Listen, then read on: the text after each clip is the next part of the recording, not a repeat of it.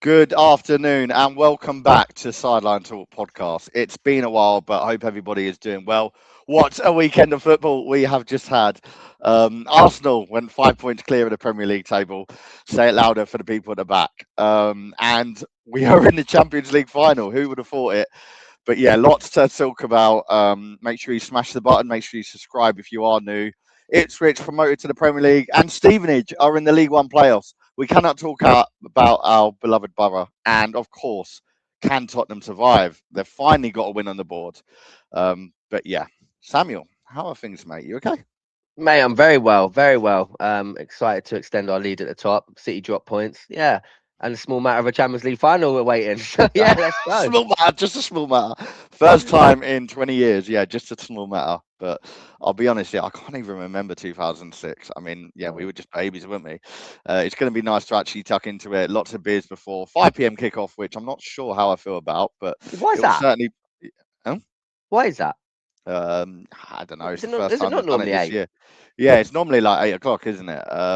I just find it's going to be a bit weird from a point of view where you walk into whatever you're doing, like the people that obviously go out there, sadly I haven't got the funds for that and probably can't get a ticket anyway, but yeah, like you're gonna walk into it, it's gonna be daylight, and you're gonna walk out and it's more than likely still gonna be daylight.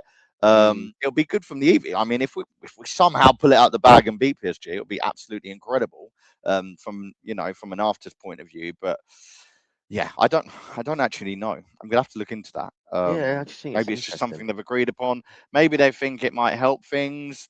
I Is there think a if time anything, it's difference between over yeah, there? Is there yeah, a yeah. situation? But I mean, all I care about is the fact that we're finally in it. Arsenal were finally on the board. But let's start with the weekend, mate. Obviously, lots has gone on since. We've had two legs of Champions League football, and we had a nice, comfortable performance over Fulham. Obviously, 3-0 win, very solid. First time we've played well in a while, I would say. But yeah, Yeah. give me your thoughts on that one, mate. No, I thought we done well. Do you know what? I'm gonna. I've got to be careful with it because I still think the jury's out on him. But nice to see Gyökeres starting to flourish, man. Yeah, He's really come into his own the last couple of games. He seems like he's got a bit of confidence. That maybe the directness of Arsenal's changed. Where we're going longer and he's holding the ball up a lot more. I just think, I have been really, really impressed with him. And then obviously Saka doing what Saka does. Yeah, he scored the goal, didn't he? He then came off, which then obviously kept him fresh for. I know we're not going to touch on the Champions League just yet, but obviously that played a massive point in us winning it. But yeah, yeah. yeah, very, very happy. Clean sheet, goal difference now going in our favour again. And over to City to fucking see what they got. Yeah, yeah, it puts the pressure back on them. It puts it back in our hands. I think a lot of weight was lifted. I'm not saying it's entirely lifted yet, but a lot of weight was lifted off the players' shoulders, off the fans' shoulders. Obviously, we were all nervous. Obviously, we're going to touch on what happened on Monday night shortly. That came off it. And yeah, like you say, Gyökeres, it's really good to see him sort of finally looking comfortable in an Arsenal shirt, and looking like he fits in as well. Got to say something on Miles Lewis-Skelly. What a player there! I mean, he's come into that midfield role and he's just shining. Like you wouldn't, you look at him and you look like that would be his natural position, what he was brought in Yeah. to do. A job well done from him on that night. It was comfortable. Obviously, it led to him starting a few nights ago in the Champions League game, which I think was thoroughly deserved. I don't think there's a fan out there that would have sort of argued with that. Old calls though, weren't they? Yeah. Um, I think the only thing I'd say is it was really good to see us be able to use that kind of depth. Like you said about Saka coming off early, gets his goal, gets an assist, job well done, and then you take him off. And we weren't able to do that 2 or 3 seasons ago. We can now do it. So it's really good to see. Now when we've got players fit, and to be honest, we've still got players to come back as well. We've got the likes of Timber Marino to settle into that team again. Where do they fit in? It's going to be really interesting. But yeah, obviously Do the you think season's though, coming to just an to end jump now, on you, but we're in a position where we're I was gonna yep, say, so I think there's a delay, mate, slightly. But are you the only conscious factor that though, would you say, is that the level drops on that right hand side with Saka coming off to Madueke?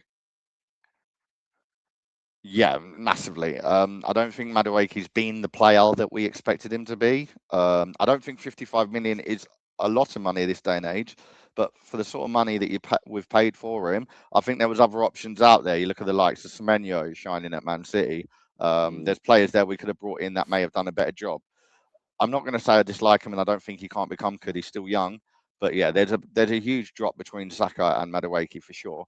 Um, but that just shows you the player that Saka is as well. You're not going to go and get someone that's going to be anywhere near Saka's standard. That's just almost impossible unless you want to spend a good 100 to 200 million on a player. The drop's always going to be there.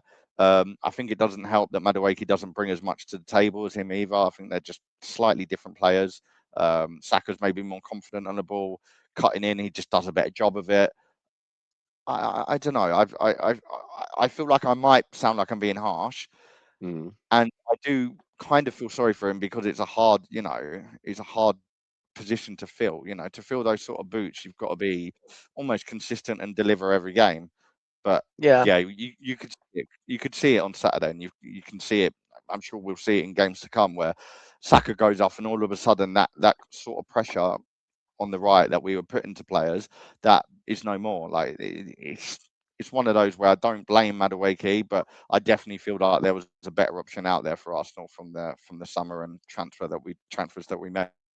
But 3-0, comfortable and confident win from Arsenal for a first in a while. But yeah, I mean, I wasn't expecting a 3-0 to be honest. I was kind of a bit delighted when we went 2-0 up so early on, and I thought, you know what, this could be 4 or 5. And like you say, the goal Mm. difference is going to matter, I still think. And at the moment, it puts us in a really good position, which leads us on to what's happened on a Monday night. Everton 3, Man City 3. I mean, it had absolutely everything. That Everton were doing a really good job, I thought, to be honest. And then Man City just went and do what they do best. Scored a goal, weren't really deserved, if I would say. They did not deserve to have the lead whatsoever. I think a draw would have been a fair result there and then at the time. Um, but second half, I feel like it was always coming. I feel like Manchester City, and I think Pep Guardiola probably knew Everton were going to score at some point. Um, they brought on Thierry Barry, and what a transition! Like what a decision to make for one from David Moyes. Brought him on at the right time, straight away. All eggs are in their basket.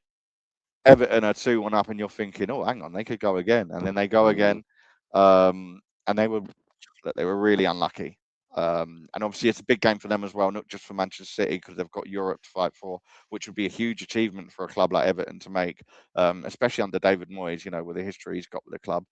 Still a mountain to climb in that department, but they played very well. Everton, Hill Dickinson Stadium's always been one that's been hard to go to. We've seen it ourselves, and other clubs have seen it this season. And Everton away just always had that sort of gives you a bit of a rough feeling around the edges. It's not something anyone wants to sort of watch on a Monday night as well. But a point we'll take. I think any Arsenal fan would have taken them dropping 2 points. Last week, the week before. It gives us a little bit of room. Still got a job to do, but it gives us a little bit of room going on to Sunday's game, which we're going to touch on a little bit. But yeah, what was your thoughts on this result, mate?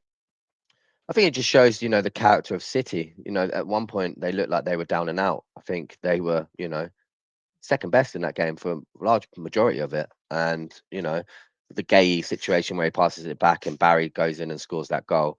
I think all of us are getting excited here. But then obviously the realization of they've been here, they've done that before.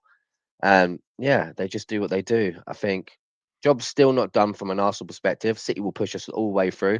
Maybe that's the wake up call that they need. But yeah, again, it's nice to see that, maybe their pressures are getting a bit much for them as well. Who wants to win this league?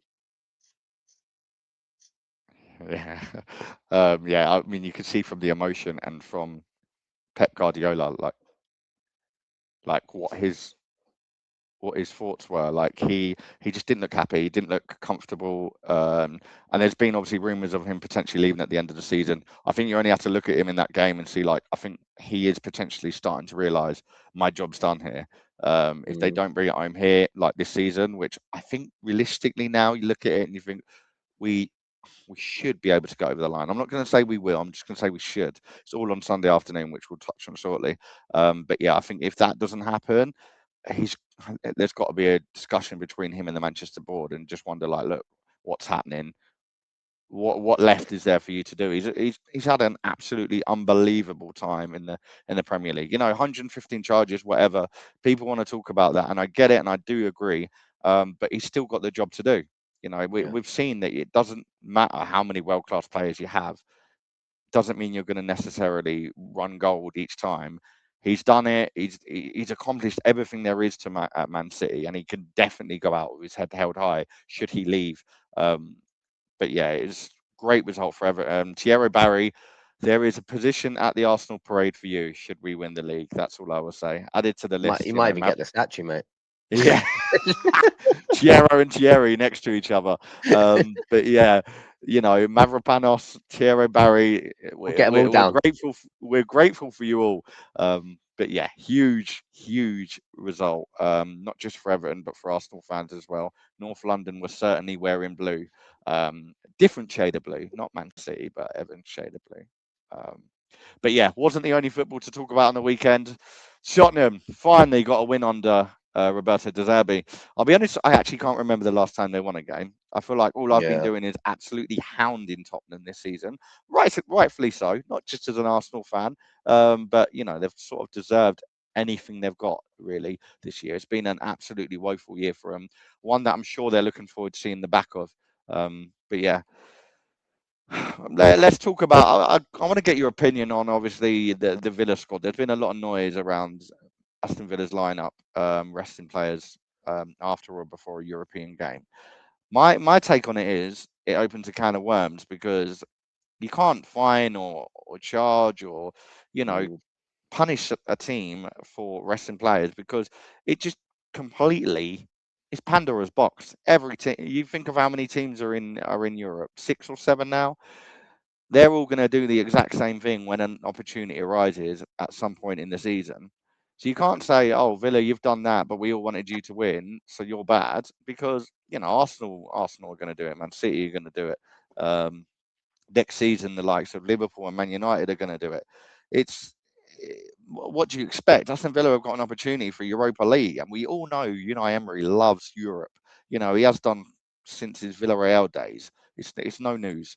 Um, and then the Villa squad was bad. Don't get me wrong. It was, I mean, Ross Barkley and Tammy Abraham. Jesus Christ, I probably know Sunday Leagues teams that can take that on. But yeah, what was your thoughts on that sort of opinion from people and Villa not perhaps fielding their most strength squad? I think like you said, it sets the cat amongst the pigeons. I'm going to use your phrase there, but again, I like that. yeah, but I just don't. I don't know. What can you realistically? What could you do? It's part and parcel of having a squad. The whole point is that he's there to make them decisions, and yeah, okay, fine. Ultimately, we were all villains there to make sure they did the job and get them down. But again, fair play, all right, whatever. It's gone against us all here, and Tottenham are now probably going to survive. Yeah. So Yeah, I mean, me and that's you that's said the it, didn't hardest we? bit. Me and you said it. We said it. I think we both said a few weeks ago on here that Tottenham going down just seems too good to be true.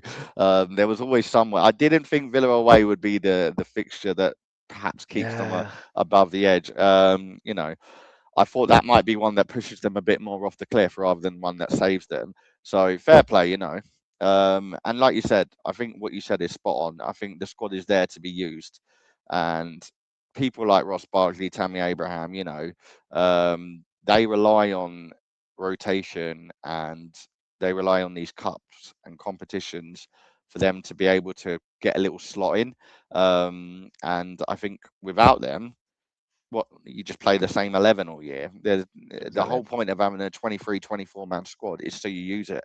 But yeah, Tottenham a huge win for them. I imagine there were many fans not expecting that to go their way, and a job well done because it puts pressure on West Ham, and obviously West Ham they they were kind of reliant on Tottenham just losing when West Ham losing, and Spurs were reliant on West Ham losing when they lose, and now a win puts it the other way, and the pressure is massively on Nuno and West Ham now.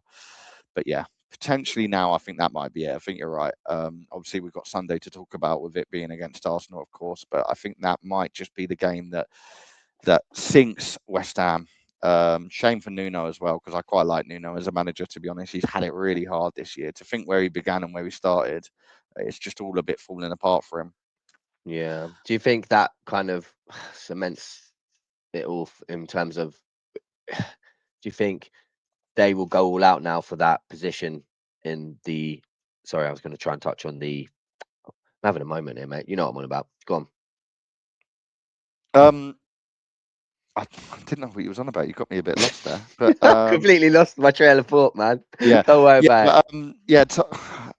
I think for Tottenham, from a point of view, what their problem is going to be, the only problem they're going to have is whether they survive or not. There's going to be players there looking to move on because what do Who's you going to want accomplish? them? Yeah, well, yeah, this is the problem. What do you accomplish from next season? You know, they've not got really any cups to compete for. Everyone wants the FA Cup. You know, that's kind of the domestic cup. It's the domestic Gold Cup, should we call it?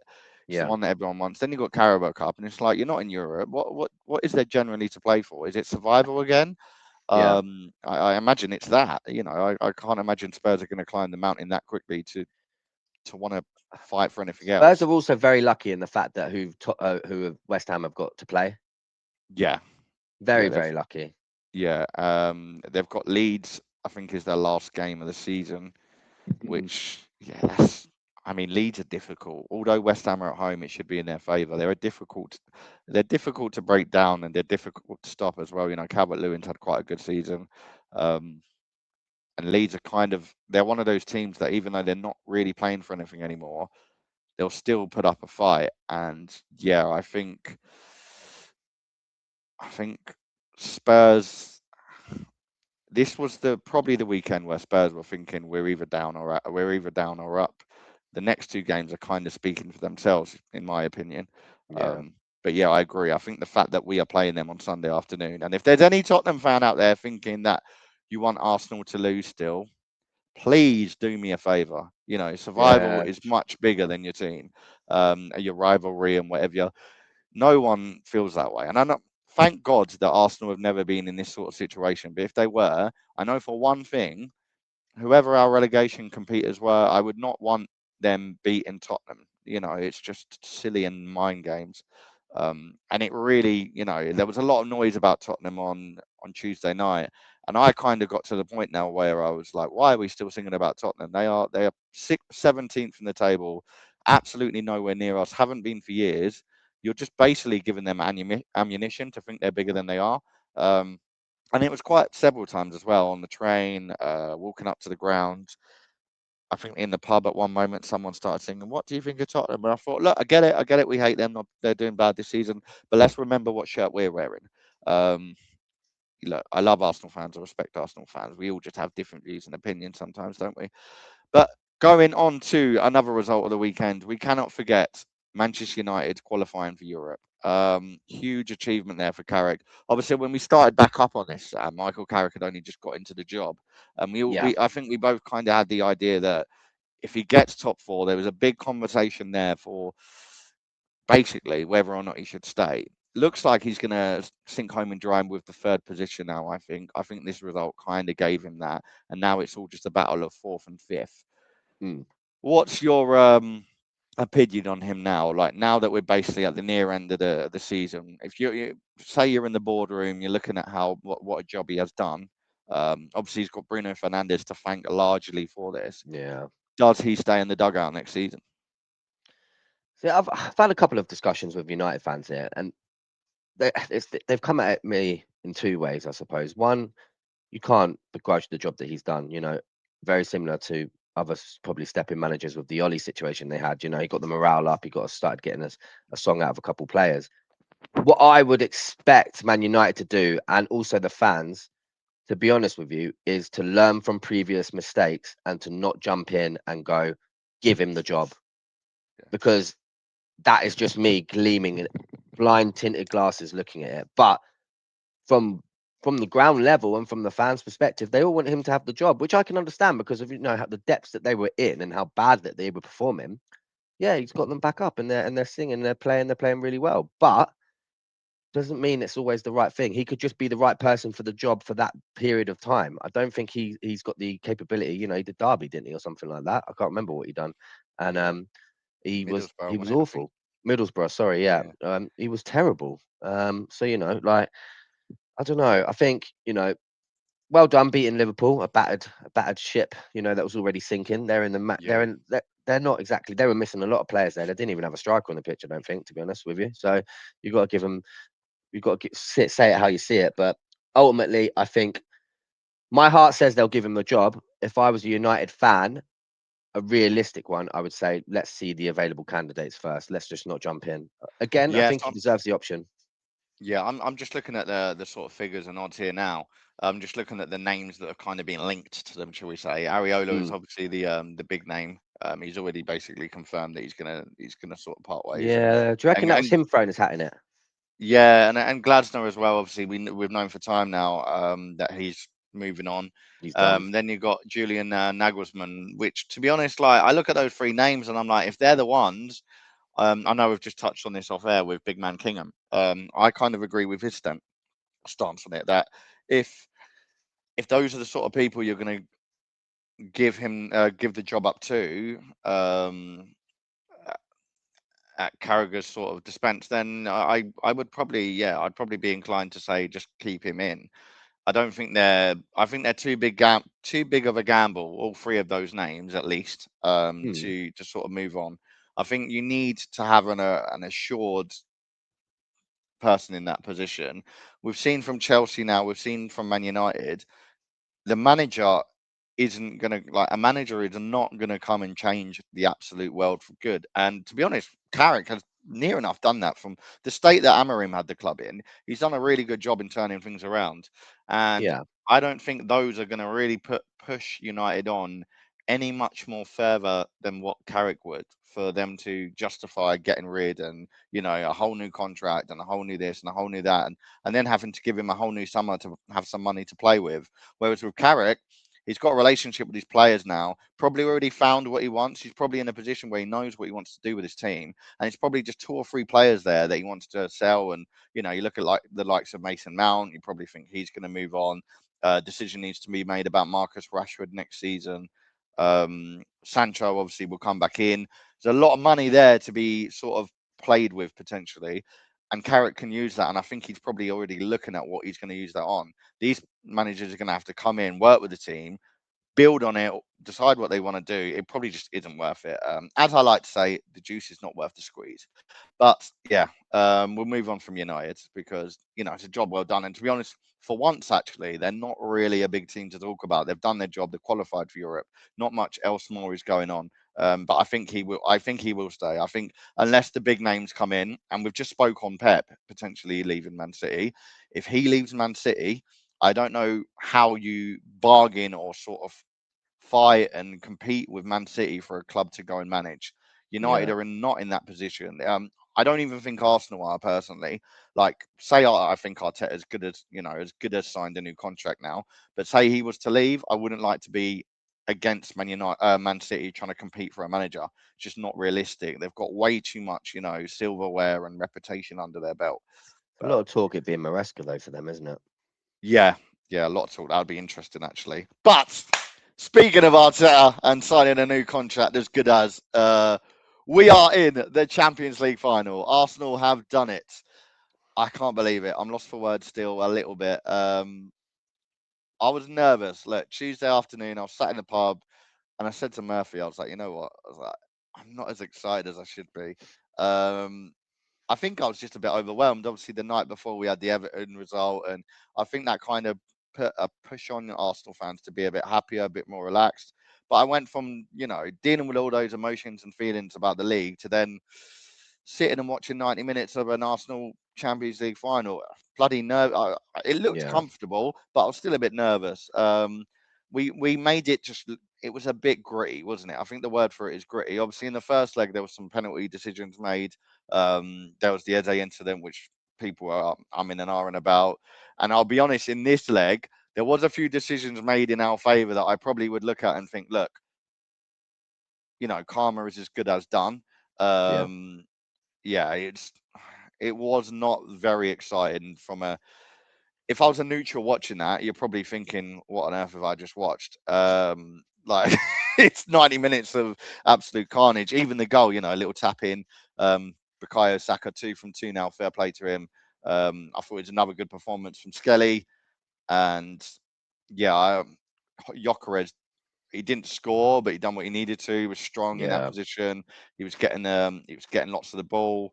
I think he just done what it was the job done and dusted realistically. And as I've always said, at this point in the season and with games like Champions League semi-finals, you just want it done. Like we saw last night with PSG and Bayern, wasn't an exciting game whatsoever, but the job got done from a PSG point of view, and that's what they wanted to do realistically, and that's what Arsenal wanted to do.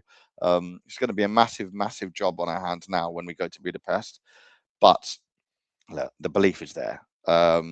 If we can get the right players back and if we can keep the good momentum, obviously we've got the Premier League to finish off. So I think obviously that's going to play a big hand as to how the Champions League goes, what sort of minds or moods those players are going to be in. Are they coming off the celebration of a Premier League victory? If they are, you'd like to think, hopefully Arteta will get in the dressing room and just say to the boys, look, it's not over yet. Party for 24 hours, come back. We've got a lot of work to do still. I imagine that's what he would say should we go and win the Premier League title. But I don't envy any of those players one bit. So much work to do. We've got just just over 3 weeks left of this whole football season, and then we are done and dusted. And then there's a World Cup for them to prepare for. Players like Rice and Saka, so many Arsenal fans are going to be looking at them now, thinking you could be heroes, you could become legends, Mm. you can win something that no one has done at Arsenal. No Arsenal player has. I can't think of anyone that would even think of being in the position of winning the Premier League and Champions League back to back. I think Henri said it himself. Like it's huge moment for these players, and opportunity for so many young players as well. We've got quite a young team still to go and deliver and achieve the above and beyond, the unthinkable. Considering the position we were in 4 or 5 years ago, the Kroenke out protests, as we said, Oh, mate. um, the finishing eighth and missing out in Europa League to now this. And obviously we've spent the money and Arteta's built his team to do it, but the job's got to be done. Give me your thoughts on this anyway, Matt. How excited and how are you feeling? I think again, you touched on it there. There's not much else I can really emphasize on what you've said. I think you summed it up perfectly. But again, performance comes second nature to getting the result there, doesn't it? It's all about the result. No one cares how we played. No one cares how we defended. No one cares the last 10 minutes we had the subs on the side throwing the ball into the crowd. Do you know what I mean? I think that just sums up, the Arsenal spirit there, the togetherness that the squad. They've been through some shit, these players, man. A lot of them, Yeah, the bottle in every season. Mikel Arteta is under a lot of pressure. They're all being talked about. Arsenal sell stories because it's easy to talk about them instead of celebrating them. And I yeah, think that's the main thing here. I think fucking well done. Great credit to all of them. They put us in a position here to maybe touch on something that we've never done. I'm not saying it's a given. I'd like to think we get the league wrapped up by then. We'll be celebrating. We'll be in good spirits, and we can use that to kind of spur us on against a Paris Saint-Germain team, who, let's be honest, we owe them one. We owe them one. yeah. Revenge. This is what I Exactly. said. Yeah. So many people. Like I had a few people message me yesterday. Like, who would you prefer to win tonight? And a part of me is like, look, we all want to win a trophy over Harry Kane. That would be absolutely phenomenal. Due to the rivalry we had with Tottenham and how many years, how many years he kind of, shall we just say, put a stone in our boot or something like that. Like I don't know how to word it, but he Born in didn't the do side. anything. Yeah, he didn't do anything to us. He was just really annoying. Like I didn't like playing against him. He seemed to always score in North London derbies, and he went to Bayern Munich to obviously win and accomplish these things. And if we could have gone and done that over him, yeah, it would have been brilliant. But Mm. you can't ignore last season. The two legs where we lost to PSG. I definitely wanted PSG in this. I think they're going to be a tougher nut to crack. Absolutely, definitely. Even last night, like it weren't a good game, but they just showed you that not only can they break teams down, but they can close teams off as well. You're I think looking they at offer us the best though attacking. They'll come at us and they'll attack us. That'll give us yeah, the yeah, best option 100%. I going think forward. they're there to be they're there to be exposed. I agree completely. But I think last night they showed that they can attack as well as they can defend. Michael Elise has been spoke about as like one of the best wingers in the world at the moment, and rightly so. He's a very good player. I mean, I didn't see anything of him last night. Realistically, like Yeah. he was kind of closed off completely. And they've got Diaz there. They've got Harry Kane, who didn't really do much until the late goal, which was very late on. So if they can break that sort of team down, I'm not saying Arsenal haven't got superstars as well. We have, but if they can do that to a team like Bayern Munich, you worry for what they can do to the sort of young players that we're talking about, and it's going to be very interesting. There's going to be battles there. You know, everyone spoke about Ben White and the battle against their attack, and they've got Desire Doué, who's Yeah. unbelievably like he's not even spoken about that much. They've got Dembele. It just goes on and on. The list goes on from PSG players, and yeah, I think we're going to have to try and break them down and open them up at the same time, which is not an easy job. But that's what we're going to have to do. They're going to come at us all game, and then we're just going to have to make sure we use those opportunities that we get to break through and hopefully create some opportunities. But I Don't think think we there's going forget to as be, well, then though. Look what Chelsea done to them. yeah. I think Again, this I know was, that was the end of the big yeah, pre-season, after a long season and stuff. It's not a given. That's what I'm yeah, trying to say. It's a cup final. We've got a chance here. yeah. Agreed. Yeah, I mean, we'll see what happens. There's a long way to go until that, and hopefully, Arteta's the man that's going to have to point out, if he's smart, he'll look at last season because their team isn't far off where it was last year at all. He'll look at Mm. last season and be like, "This is where we did this wrong. This is where we did that wrong. This is what we need to improve." And he'll have been watching last night's game, no doubt, and seeing exactly where the breaking points are. That's what he's there to do. But I know we got to wrap They it have up no shortly. So Donnarumma to save them, though, man. yeah, that That's is the very true. difference. They haven't got him anymore. Let's touch on this quickly because I know we've got to wrap up and we've got a few more things to discuss on. What's your predictions for Sunday? How are you feeling? Again, nervous, very nervous. I think West Ham need to come at us. They're going to try again. It might play into our favour. I don't. We've got quite a good record there as of late, haven't we? I think the last 2 seasons, isn't it, or maybe three? I don't know. We've scored a couple of Hammered him goals there. last year. See what I Yeah, did yeah, yeah. there? And I think the year before Hammered that, him. 'cause remember, it's the viral thing of them all leaving the stadiums and stuff like that. Lot. Yeah, yeah. Like, So again, we should, ultimately you want I to think win the the only league. thing You should that be worries me, we've beating never these teams. played them when they've been in this position before. Yeah, but still, A London stadium against a, s- a a survival one in West Ham just sounds a bit horrible. I don't no, think they've but got the team there anymore to do it. They massively rely on the likes of Bowen. Their defence is all over the place this season. yeah, Um, and yeah, I think we should get the job done. Hopefully, Declan Rice wins us the Premier League and and relegates us celebrate. from a club. Yeah, celebrate. That would be an absolute. I would love to know if that happened. I would love to know. I would love to be a fly on the wall in his journey In a home, in his circle, drive yeah, home, how he's feeling, because you can't give that amount of years to it. I know he said in his interview that there's a job to do, and they just want to win the game. There's a title, there's a league at stake, and West Ham are going to want the same thing. May the best team win is basically what he said. yeah, But there's going to have to be some sort of loyalty there. Can't give that amount of years to a club. And like he said, his football career is because of West Ham. But if yeah, he 100%. if he was to score the winning goal to relegate them and win us the league, my word, that would be some story. That's one for the pages, as they say. But yeah, I think dirty, late, probably a late goal somewhere. Just get the job done, boys. That's all that Just get the matters. job We done. don't Yeah, care. I think it will be. I'm going to go similar to yesterday, under 2.5, 2 point, maybe 2-1 Arsenal. I'm gonna go. I think first half's going to be probably as horrible as some of our Yeah, first halves have been this season. And I think second half we're going to realise we have to go for it. They're going to realise the same, and then hopefully we catch them. Gyökeres probably to deliver again, and yeah, Saka. He looks like he's finding some form late on. So is it 3 games left? So it's this. Who's the second one? Because I know the Palace is the last one. Who's So we who's got after? Burnley on the Monday night, haven't we? Burnley. And then we Okay, got okay. yeah, Monday night stupid. So basically And a then week rest. yeah, so we got a week rest after, which is nice, but I think a lot of fans would like to the last home game to be a Saturday or Sunday afternoon because Yeah, man. who knows? I'm not saying it's going to happen then, but who knows? Could be done. Could be Yeah, done by yeah. then. Man City. So Man City play Brentford on Saturday afternoon at 5:30, and then they play Palace, which is obviously their game in hand, on Tuesday night. So if points are dropped in that and we win on Sunday, the league could be the trophy could be lifted against Burnley at the Emirates Stadium on a Monday evening. Really nice and for the fans, as they say. But Yeah. yeah, Cheers, we'll see. boys. Yeah, we'll see what happens. Last but not least, obviously we want to touch on some. We were talking earlier about Arsenal and all the negativity they get, and I feel like we do. Even the celebrations. A lot of people said, Why are Arsenal over celebrating? Well, hang on a minute. PSG were in this position 12 months ago, won the bloody thing, and they're celebrating just as well as us. So we're going to Yeah, do it. It's been 20 years. 20 years since we got in the final. Let us celebrate. Let us do our thing. But yeah, some weird, I'm going to say comments made. But let's touch on this one, mate. Dan Thomas.